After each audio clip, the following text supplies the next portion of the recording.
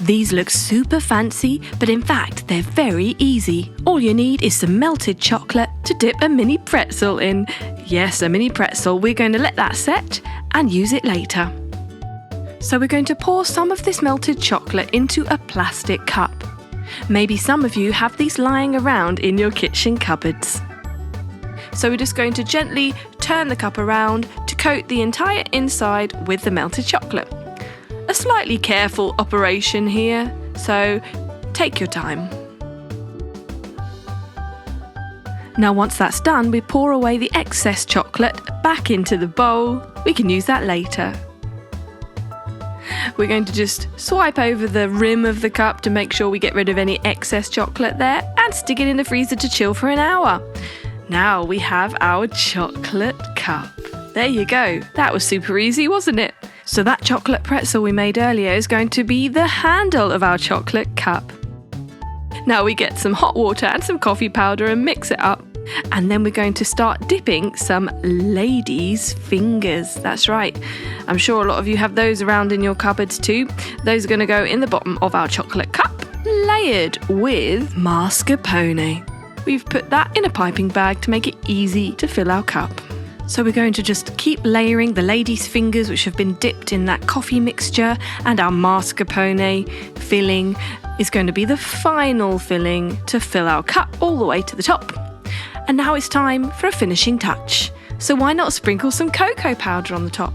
You could do just a dash, or you could go crazy, whatever takes your fancy. You can be really creative with these cups. You can experiment with different toppings and different fillings, whatever your taste buds are needing. There we have it. Delicious. So let's try a similar recipe now using dark chocolate. Again, dipping our mini pretzel, let that set. And we're going to fill our plastic cup with the melted dark chocolate. A very careful operation, once again moving it around. Now, if you want to be really clever, you could mix all three types of chocolate together and form a marble effect. So you would end up with a marble mug, a marble chocolate mug. That's if you can't decide which one to have. So once that's chilled, we're going to stick on our pretzel handle by using a bit of melted dark chocolate there. Time for the filling.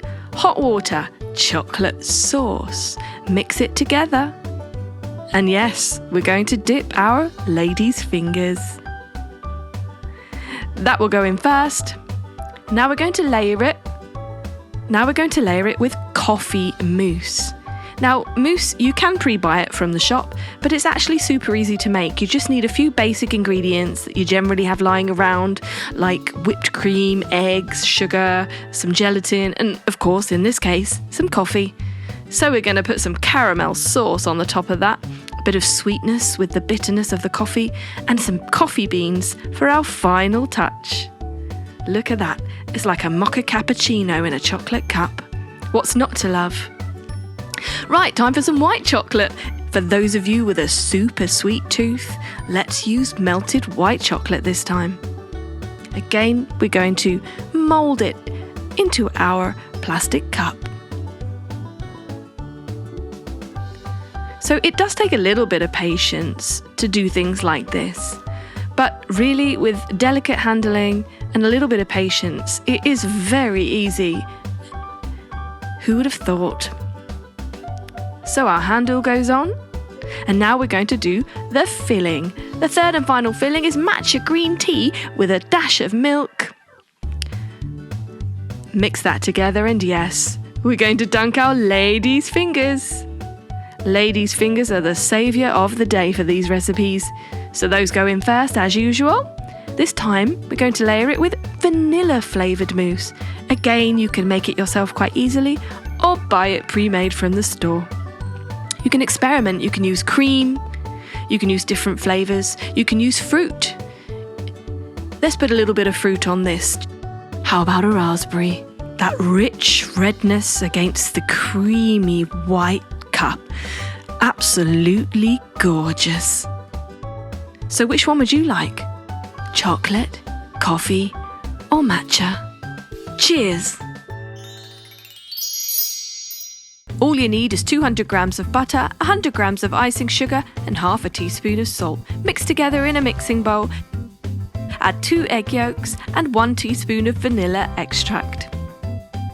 Now it's time to add our flour, 300 grams of that, adding half first, whisking it in with an electric whisk. Then adding our second half, this time just gently mixing it with a spoon or a spatula to form our cookie dough. That cookie dough is going to go on a floured chopping board. We're going to squish it around a bit to firm it up in the flour and then flatten it out into a square shape and throw a bit more flour on top. Rolling it out into a thin layer, we're going to cut around our heart shape, a giant heart shape, using a pizza cutter. And why not have some mini hearts too for decorations? Using a heart cookie cutter, we're going to cut out several small hearts along the bottom. Remove the excess cookie dough. Now it's ready to go on our baking tray. Don't forget to put a layer of baking paper on there so it doesn't stick. Our little hearts alongside our big heart, and use a fork to prick little holes all over the surface of our large heart. And cook that at 160 degrees for 20 minutes. While that's cooking away, we get 30 grams of egg white and whisk it in a bowl. Add 100 grams of sugar, half at a time. An electric whisk is highly recommended for this part of the process as it makes things a lot quicker. We've got to whisk it a lot to get our beautiful meringue-like mixture. We're going to put that into 2 bowls, half-half, and add food colouring. We're adding pink food colouring, more in one than in the other, so that we get 2 different shades of pink. We're going to use this for our decorations later. We're going to put it into piping bags. So you can just use an ordinary food bag and stick a piping nozzle on the end of that if you cut the end off. That way it's much easier to disperse. Now we have a very special type of baking paper here. It actually has little circles marked out for us, so we can make sure that we get all our baby meringues the same size. But don't worry if you don't have that, an ordinary piece of baking paper will do. Stick those in the oven at 90 degrees for 1 hour. Meanwhile, let's decorate our little baby cookies using our pale pink and medium pink meringue. Now for our large cookie, we're going to cover it in buttercream icing. Again, you could use a food piping bag to put that all over the surface of your cookie and get another cookie and then layer it again, just like a cake. Now add our meringues and our royal icing cookies and our macaroons and some marshmallows. Why not some roses? A work of art. It's absolutely beautiful. In fact, it looks too good to eat. Well, almost. Add 120 grams of sugar and 60 millilitres of water to a pan. Put it on a heat and let it bubble away. Then add 200 grams of almonds. Stir those in until caramelised. Then remove off the heat and put in a blender. We're going to blend those right down to form a lovely base for our chocolate mousse cake. 50 grams of butter is added to that, and 40 grams of cocoa powder. We'll blend it once more before adding it to our cake tin, pushing it down, making sure it's a nice, firm, flat base for our cake. Next, we're going to add 200 millilitres of heavy cream, 50 millilitres of milk, and 50 grams of sugar to a pan. Heat it on the stove and stir it until fully combined. The next part is for our chocolate lovers. We're going to add 300 grams of dark chocolate to that and mix it until it's melted. Now 50 grams of butter. And there is our chocolate ganache, ready to pour over our almond butter base. Chocolicious, look at that. That's going to go in the refrigerator for 1 hour. And when it's ready, we'll take it out and sprinkle some cocoa powder over it for a finishing touch. We'll put a nice generous layer of cocoa powder on because it really does blend perfectly with the moist mousse and that dried cocoa powder together. It's as easy as that, folks. Now, who's for a slice? Delicious. Go on, why don't you have a go? Next, we're going to get a slice of white bread and cut out a circle shape with a cookie cutter. Remove the excess spread and put our circle aside. Now get 3 eggs and add 50 grams of sugar, 1 teaspoon of vanilla extract and whisk away. Add half a tablespoon of cinnamon powder and 500 millilitres of milk to that. And there we have our dip for our white bread. We're going to just dip it in there a bit, let it soak it up. We're going to do this with a few white bread circles. Meanwhile, we'll get our mould and spray it lightly with cooking oil spray. And we're going to put our bread slices into the mould, squish them in there, and add a dollop of peanut butter in the middle of each one, covering each one over with another dipped circle of bread. Add cinnamon powder to some sugar, mix together, and sprinkle it on top for a nice final crisp. That goes in the oven at 180 degrees for 25 minutes. Now these will rise as they heat, as they cook, looking like little pies. And when you cut them open, you get a nice surprise. Gooey gorgeousness. Next, we get a plain croissant and cut it into slices. We're going to place each slice in a baking tray and add some chocolate chips onto that. You can add anything you like, but we're adding chocolate chips. 400 millilitres of heavy cream goes into a bowl with 200 millilitres of milk. That's going to be microwaved for 15 minutes. Then add 4 tablespoons of sugar, 1 teaspoon of vanilla extract and 3 egg yolks. 100 grams of Nutella goes into that, or any chocolate spread will do. Mix that together nicely, and that's going to be poured over our croissant slices and chocolate chips. You can even experiment with your choice of ingredients depending on what you happen to have at home. Now, bake that at 180 degrees for 25 minutes. Now the croissants have soaked up all that lovely chocolate Nutella mixture, and we're going to sprinkle some icing sugar over the top. You can use cocoa powder as an alternative if you want it to be even more chocolatey, but whatever takes your fancy. Why not think of some other decorations to put over it too? We can slice this up into deliciously large servings, and it's been baked at a medium heat, so it's still very soft and gooey. Absolutely fantastic. There you go. Easy to make, 3 recipes. Bob's your uncle.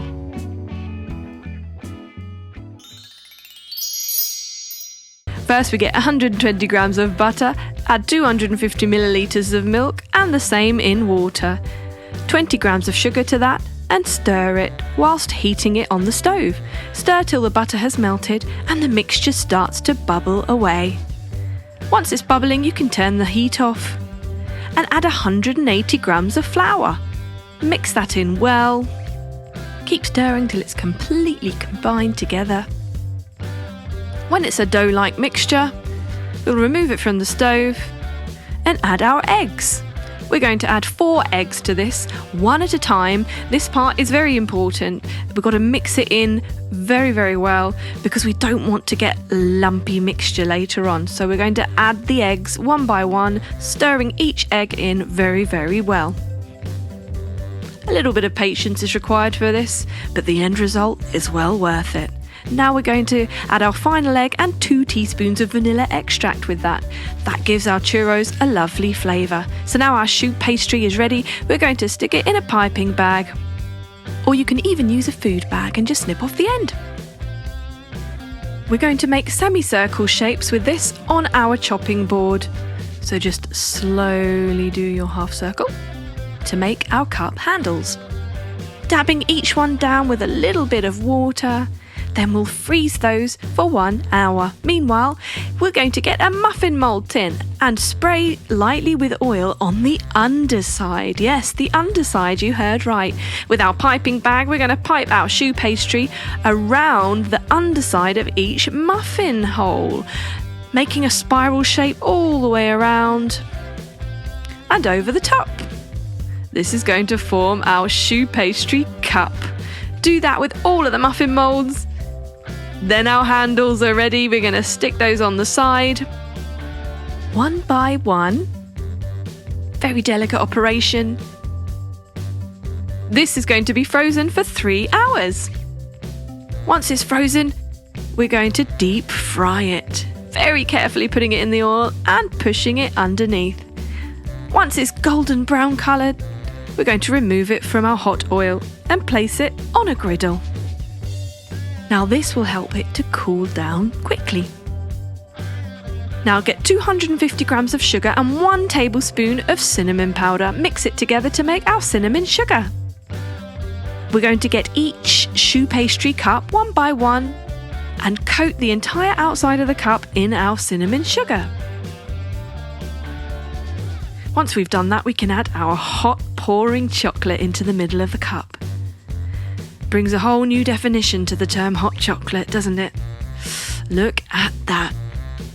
You can use any type of chocolate you like, and we're using dark chocolate. Add some mini marshmallows on top of that for a decoration. And there you have it, hot chocolate in a churro mug. Absolutely to die for. Oozy gorgeousness. Now we're going to make the same churro mixture again with butter, milk, and an equal amount of water and a little bit of sugar. Heat that on the stove and stir it in until the butter is melted. Just like before, we want to keep stirring it until the mixture is bubbling away. Then we can turn the heat off and add our flour, 180 grams as before. Stir that in. This does take a little bit of time, but like I said earlier, it's definitely worth it. When it's ready, we'll remove it from the stove and start once again to add our eggs. 4 eggs, 1 at a time, stirring them in. So we get a nice smooth dough. Gradually, churros were actually invented in Mexico, and they're very, very popular dessert in America. And you can experiment with these. You can add chocolate, marshmallows like we've done, or you can try all sorts of different things. Why not even peanut butter? Even churro tortilla chips. Why not? We're going to put that in a piping bag, as before. Now this one has a stripe shape on it. We're going to squirt it straight into our hot oil this time, snipping it off 1 at a time. So we've got these little mini churros cooking away in our hot oil. Make sure you just move them around a bit so that they cook evenly on each side. And once they are golden brown, we can remove them from the hot oil. Now if you have a slated spoon, that's the best thing. Make sure all the oil is dripping away. Put those on a plate. Again, we're going to make our cinnamon sugar. And this time we're going to pour it on top of our mini churros. Delicious, look at that. Now it's time to get your hands dirty. We're going to mix it all up, making sure they're all nicely coated in cinnamon sugar, just like sort of mini donuts. Just make sure they're not still hot when you do that. You don't want to burn your hands.